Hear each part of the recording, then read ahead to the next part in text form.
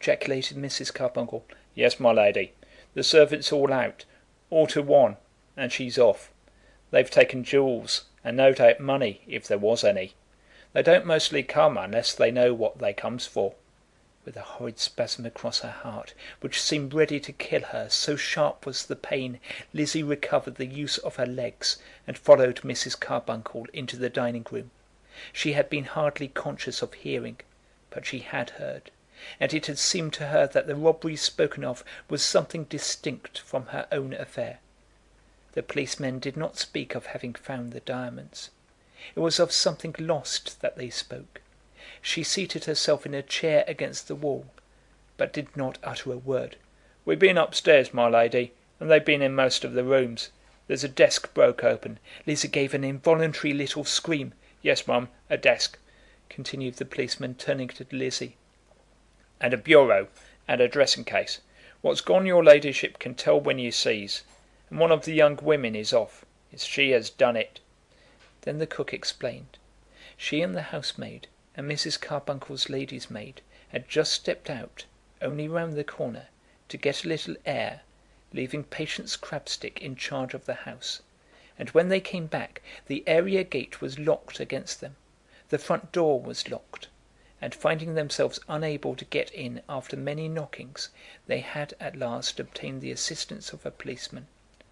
He had got into the place over the area gate, had opened the front door from within, and then the robbery had been discovered. It was afterwards found that the servants had all gone out to what they called a tea party, at a public house in the neighbourhood, and that by previous agreement Patience Crabstick had remained in charge. When they came back, Patience Crabstick was gone, and the desk and bureau and dressing case were found to have been opened. "She had a regular thief along with her, my lady," said the policeman, still addressing himself to Mrs. Carbuncle, "'cause of the way the things was opened."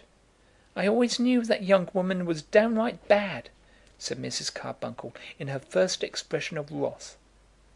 But Lizzie sat in her chair without saying a word, still pale, with that almost awful look of agony in her face.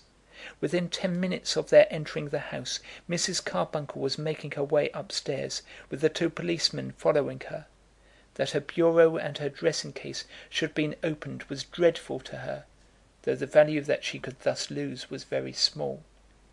She also possessed diamonds, but her diamonds were paste, and whatever jewellery she had of any value, a few rings and a brooch and such like, had been on her person in the theatre.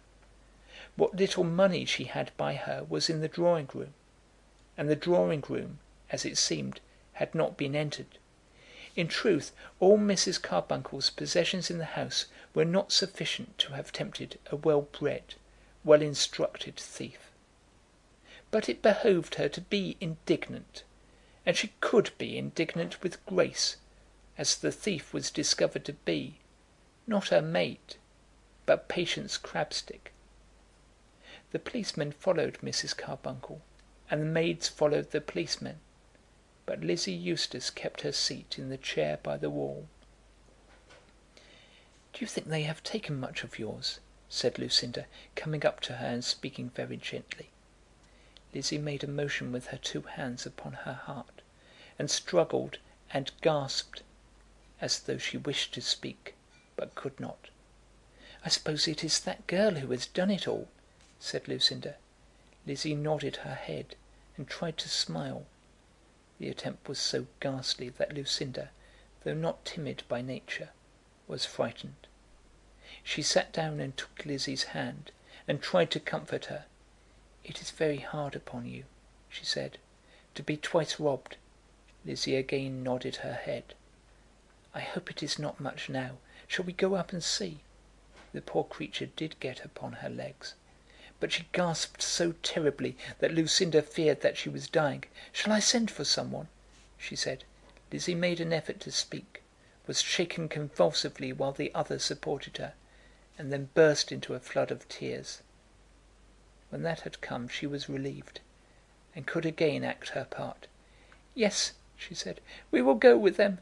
It is so dreadful, is it not?" "Very dreadful. But how much better that we weren't at home. Shall we go now?" Then together they followed the others, and on the stairs Lizzie explained that in her desk, of which she always carried the key round her neck, there was what money she had by her: 2 £10 notes, and 4 £5 notes, and 3 sovereigns.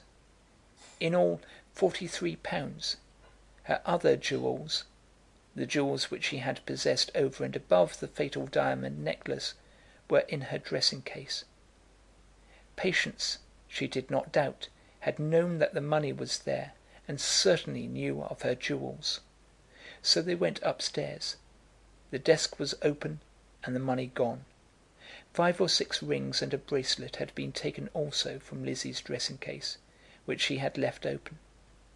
Of Mrs. Carbuncle's property sufficient had been stolen to make a long list in that lady's handwriting. Lucinda Roanoke's room had not been entered, as far as they could judge. The girl had taken the best of her own clothes, and a pair of strong boots belonging to the cook. The superintendent of police was there before they went to bed, and a list was made out. The superintendent was of opinion that the thing had been done very cleverly, but was of opinion that the thieves had expected to find more plunder. "They don't care so much about bank notes, my lady, because they fetches such a low price with them as they deal with. The 3 sovereigns is more to them than all the £40 in notes."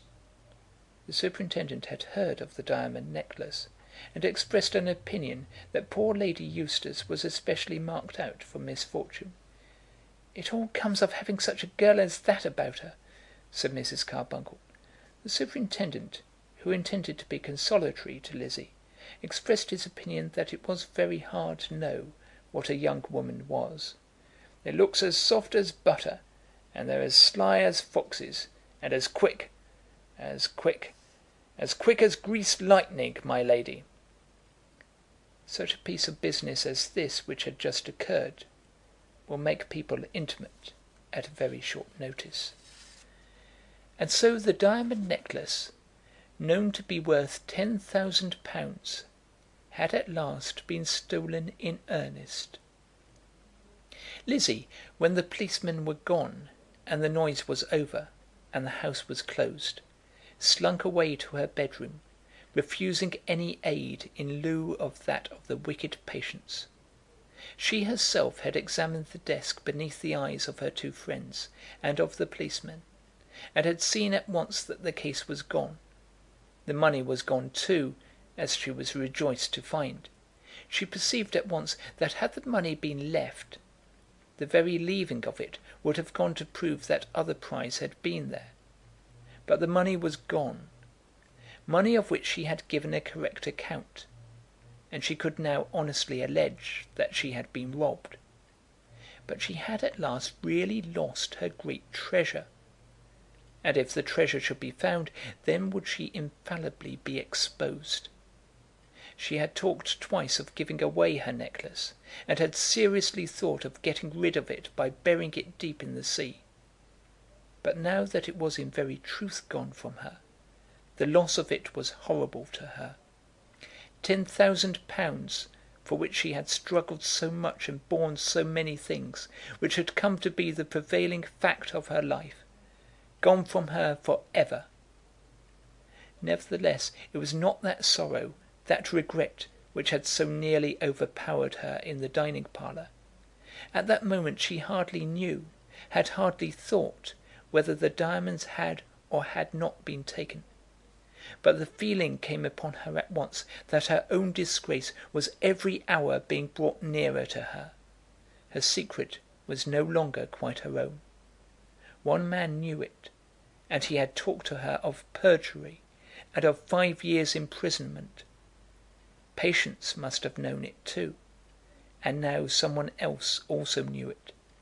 The police, of course, would find it out, and then horrid words would be used against her. She hardly knew what perjury was. It sounded like forgery and burglary. To stand up before a judge and be tried, and then to be locked up for 5 years in prison. What an end would this be to all her glorious success? And what evil had she done to merit all this terrible punishment? When they came to her